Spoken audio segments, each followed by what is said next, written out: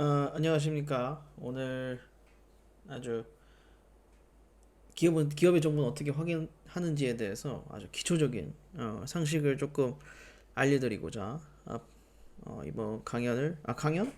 동영상을 만들게 되었습니다. 저는 이제 그 옛날에 비교이브 GTS 1기 때 잠깐 참여했었던 박진수라고 하고요.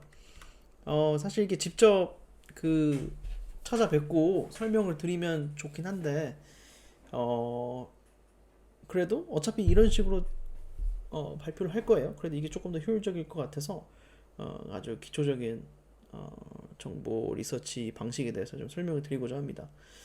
이게 사실 이런 거죠. 투자를 하실 때 여러 가지 정보들을 고려를 해야 되는 건 맞아요. 근데 이제 일반적인 투자 방법은 이제 이 기업이 얼마나 성장 가능성이 있는지, 그리고 돈을 잘 버는지, 수익이 곧 이 주식에 곧 직결되기 때문에 그런 것들을 좀 중요하게 봤던 것 같아요. 이 CEO의 마인드라든가, 혹은 뭐 기술력이라든가 그런 다양한 요소들을 평가를 했는데, 최근에는 이제 환경적인 요소들, 그리고 ESG 팩터들도 꽤 중요하게 다뤄지기 때문에, 그리고 그 비교이브 안에서 이루어지고 있는 투자 스터디 같은 경우에는 그런 요소들을 좀 더 많이 반영하면 좋을 것 같아서, 당시에도 제가 어떻게 그런 데이터를 쉽게 기본적인 데이터를 찾을 수 있는지에 대해서 설명을 드렸었습니다. 일단 먼저 가장 기초적인 얘기부터 하자면은, 가장 중요한 기업의 정보들은 사실 상장사에 한정하자면, 사실 뭐 주식 투자니까 다 상장사를 대상으로 하겠죠. 근데 일단 상장사만 놓고 보자면, 일단 다트에 들어가면 웬만해서는 다 있다고 보시면 돼요. 다트의 홈페이지 들어가셔가지고 검색을 하시면은 뭐 LG 솔루션이라든가 혹은 삼성전자라든가 그런 식으로 기록을 하시면은 쉽게 찾아볼 수 있습니다. 그 제가 이거 스터디를 할 때는 대차대조표, 손익계산서 이런 걸 어떻게 읽는지에 대해서 조금 설명을 드렸었는데, 이제 그렇게는 자세히 제가 설명을 못 드리고, 그거는 이제 알아서 다른 유튜버를 보셔도 좋고요. 혹은 뭐 요즘 챗GPT한테 좀 물어봐서 스스로 좀 공부해도 괜찮을 것 같습니다. 어쨌든 일단 다트에 들어가면 이렇게 생겼는데, 뭐 기본적인 정보들을 다 확인할 수 있어요. 매출을 볼 수가 있고, 유동자산, 뭐 무형자산, 이런 어, 상장사라고 한다면 기업의 어떤 기본적인 파이낸셜 데이터를 다 공개를 하고 있거든요. 근데 문제는 어 이제 우리가 필요로 하는 정보들은 많이 없어요. 많이 없지만 이 보통 이 다트 대차대조표, 이 재무제표를 볼 때 가장 중요한 요소는 그 주석이라고 합니다. 이 재무제표 다트에 딱 들어가서 그 재무제표 그 사업 보고서를 누르면은 맨 왼쪽에 그 기본적인 사항들이 나와 있어요. 뭐 재무제표, 뭐 손익계산서 이런 것들이 쫙 나와 있는데, 보시면은 재무제표 주석이라고 되어 있는 부분이 있어요. 근데 이게 근데 주석은 되게 마이너한 느낌이 있지만 사실 거의 설명서에 가깝습니다. 설명서를 통해서 이제 이 기업이 왜 이런 파이낸셜적인 퍼포먼스, 그러니까 이제 그 성과가 났는지에 대해서 설명하는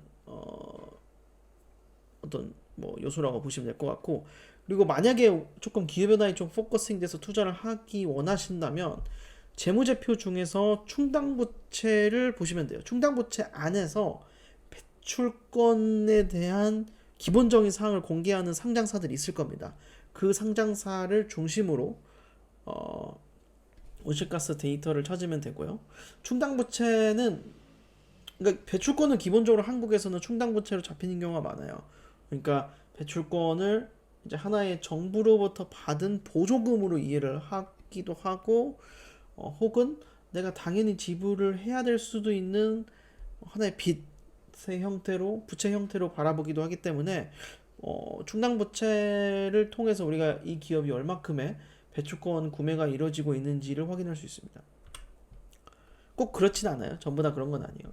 근데 그 다음으로 이제 중요하게 조금 봐야 되는 부분이 이제 TCFD라고 하는 Task Force for Climate Related Financial Disclosure인데, 어 그러니까 기후변화 관련된 재무 정보를 공개하는 방식이에요. 근데 이제 그 거버넌스는 이제 우리가 직관적으로 들었을 때 어떤 조직에 관련된 이야기일 것 같고, 그 스트래터지 이제 전략과 리스크 매니지먼트가 약간 헷갈릴 수 있어요. 전략 같은 경우는 이 기업이 얼마큼, 그러니까 기후 전략, 그러니까 이 사업 전략에 있어서 기후 변화를 어떻게 생각하고 관리하고 있는가를 얘기를 하는 거고요. 아무래도 다 그렇다 보니 이제 오퍼튜니티도 들어가고, 혹은 이제 잠재적 역량, 약간 시장 분석 이런 것들 들어갈 수밖에 없고요. 그래서 리스크 매니지먼트는 조금 달라요. 리스크 매니지먼트 같은 경우는 과연 어떻게 이 기업이 기후변화 리스크를 관리하고 있는지, 뭐 예를 들자면은 기후변화 리스크로 인해서 뭐 배추권 구매 비용이 뭐 앞으로 뭐 3천억 정도 될 것 같아. 그럼 우리가 그걸 어떻게 줄여나갈 수 있을 것인지에 대한 전략, 그런 것들이 리스크 매니지먼트고, 매트릭스 앤 타겟 같은 경우는 쉽게 말하면은 이제 목표인 거죠. 그래서 이 기업이 넷제로를 선언을 했는지, 그리고 내가 앞으로 온실가스를 이만큼 줄일 거야, 뭐 대기오염 물질을 이만큼 줄일 거야, 기후변화 관련된 뭐 이야기들을 설정한다고, 목표들을 설정한다고 보시면 될 것 같습니다. 그 다음으로는 뭐 사실 이거는 그냥 넣어봤어요. 뭐 어떤 식으로 기후변화가 이 기업에게 영향을 줄 수 있는지. 뭐 기후 리스크는 사실 전환 리스크와 물리적 리스크 뭐 이런 것들이 있어요. 그리고 이게 하나의 어떤 파이낸셜 리스크로 다가와서 그 형태가 이제 매출 감소가 있고, 뭐 비용 증가가 될 수도 있고, 혹은 저초자산이 돼가지고 자산 가치가 하락할 수도 있고, 혹은 이제 이자 비용이 발생할 수도 있고요. 그런 다양한 것들이 있다. 그리고 이제 실질적으로 우리가 뭘 봐야 되냐라고 한다면은 사실 지속 가능 경영 보고서를 봐야 됩니다. 이제 영어로는 Sustainability Report라는 건데, 기업이 자발적으로 공개를 합니다. 근데 왜 이 보고서를 봐야 되냐면은, 아까 제가 전에 말씀드렸던 뭐 TCFD, 혹은 지속 가능성에 관련된 모든 데이터들을 일일이 다 공개할 수가 없어요.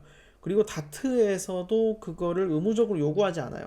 근데 그렇지만 기업들은 이런 기후변화, 혹은 투자자들이 궁금해하기 때문에 그런 기후변화 ESG 팩터들을 한 군데에 모아서 공개를 해야 되는데, 그런 것들이 지속가능 경영 보고서에 다 있다. 일반적으로 비재무적인 정보들이 많이 담겨져 있다고 보시면 될 것 같습니다. 그 이외에도 뭐 당연히 우리나라는 특히 이제 사회적 이야기도 좀 많이 하는 것 같고요. 뭐 장애인 시설을 뭐 얼마큼 투자했다, 뭐 임직원들이 연탄 나르기를 했어요, 뭐 이런 것들이 좀 많이 있어요, 한국 기업 같은 경우는. 그리고 여성 인권, 뭐 임직원 비율이라든가, 혹은 물 사용량이라든가, 대기오염 물질이라든가, 혹은 뭐 TCFD 보고서라든가, 그런 다양한 것들을 약간 한눈에 볼 수 있는데, 이게 조금 형태도 되게 다양하고, 되게 그 일반적으로 한 50페이지, 100페이지 정도 됩니다. 이게 꽤 길기도 하고, 뭐 따로 표로 정리된 보고서만 따로 발간하는 경우도 많고요. 최근에는 이제 ESG 보고서라고도 조금 많이 부르는 것 같아요. 근데 이런 지속 가능 경영 보고서들을 또 한 번에 다 찾을 수 있는 서비스도 있다. 그 한국 거래소에서 이런 ESG 기업 정보를 다 공개하고 있습니다.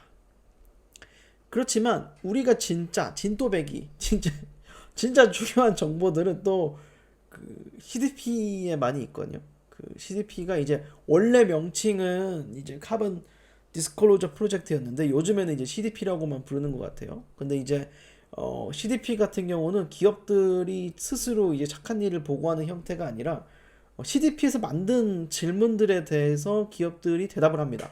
그리고 그 대답이 완성도가 낮거나, 혹은 뭐 성의가 없을 때, 그리고 질문도 다 답하지 않을 경우에는 점수가 되게 낮게 나와요. 그래서 막 A 플러스, 뭐 B 마이너스 이런 식으로 약간 성적 매기듯이 기업들에게 지속 가능 혹은 기후변화 그런 관련 데이터가 얼마나 투명하게 공개하고 있는지에 대해서 평가를 하고 있습니다. 여기 들어가 보시면은 그 이메일 하나당 계정이 하나거든요. 그래서 제가 정확하게 기억이 안 나는데, 그래도 좀 제한이 되어 있어요. 물어볼 수 있는 기업의 개수가 이거 들어가시면 되게 쉽게 볼 수 있거든요. 쭉 내려보시면 회원 가입하고 나서 하면 이제 포털이 있어요. 포털에서 검색하시면 됩니다. 그리고 뭐 짧게 좀 마무리를 하자면 그 이외에도 사실은 되게 정보들이 되게 많았어요. 뭐 MSCI라든가 혹은 뭐 야후 파이낸스도 뭐 그런 비슷한 정보가 있었던 것 같은데 문제는 이런 ESG 정보들이 실제로 투자에 좀 도움이 많이 되는 것 같습니다. 이제 뭐 경영진 리스크라든가 혹은 뭐 사회리적 리스크, 환경 리스크가 이제 실질적으로 투자의 어떤 중요한 팩터로 다가오기 시작하면서 이게 다 유료화가 되는 것 같아요. 이런 유료화가 진행되면서 우리가 이제 실질적으로 접근이 많이 가능한 거는 CDP밖에 없다. 그리고 CDP가 사실 많이 고도화됐고 더 좋아졌기 때문에 CDP만 보더라도 이 기업의 지속 가능성은 충분히 평가할 수 있다라고 저는 생각하고 있습니다. 이상으로 발표를 마치겠고요. 뭐 질문이 없으면 좋겠네요. 네, 어쨌든 간단하게 기초편입니다. 심화편은 나중에 뭐 강사비를 뭐 지불을 좀 해주신다면 찾아가도록 하겠습니다.